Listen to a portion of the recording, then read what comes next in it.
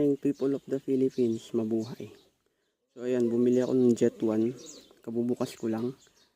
Ayan, ito yung plastic niya. Ito yung seal. Ayan, kabubukas ko lang. Ngayon, subukan ko siya dito sa 800 ml engine oil sa aking makina.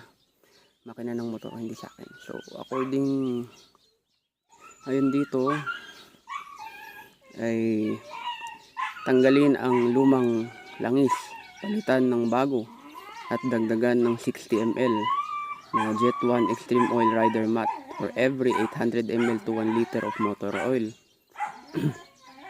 And katapos nyan, start the engine and idle for 3 minutes. So sa akin, kapapalit lang din ng langis nito 1 week, almost a week ago na.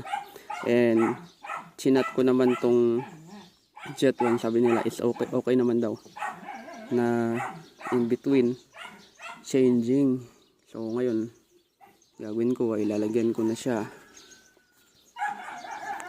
ng Jet 1 at dito natin masusubukan yung power niya bago. Observation ko kasi sa motor na to, malakas na rin yung vibration niya. So ayan, ilalagay ako for every 800 ml ay 60 ml. Yan ang sukat po niya. Ayan.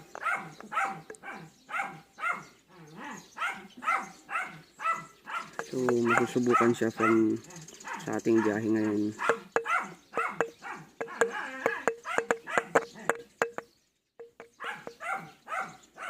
So, tapos lagyan, syempre takpan.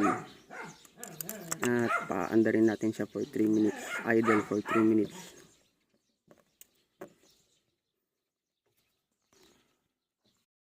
Ayan, pinaandar ko na siya. Ngayon, maghintay tayo ng 3 minutes para umikot, mag-circulate yung Jet 1 Extreme Oil na nilagay natin. At fingers crossed, hoping na magbago yung takbo. I mean yung engine vibration, malakas na kasi. Lalo kapag bibirit ito. I think aakyat ng 5,000 RPM bago mag-change gear, 5 to 6,000 RPM. Yun. Maririnig mo parang mababaklas yung mga fairings niya. Ganun. Well, first time user kasi, kaya tingnan natin yan.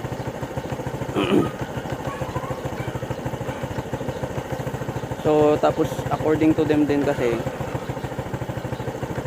from 1,000, ang ginagawa kasi 1,000 kilometers change oil kaagad. Ngayon pag naglagay daw tayo ng engine 1 Jet 1 fuel booster, engine protector, magiging pwede na siyang gamitin from 1,000 bago ka mag change oil, magiging 5,000 km or between 3 to 5,000 km change oil na, yung ganun. Tingnan natin. Motor na to kasi hindi lang siya pang highway, ginagamit din sa kabundok, so rough road, akyat, taas, bundok lagi.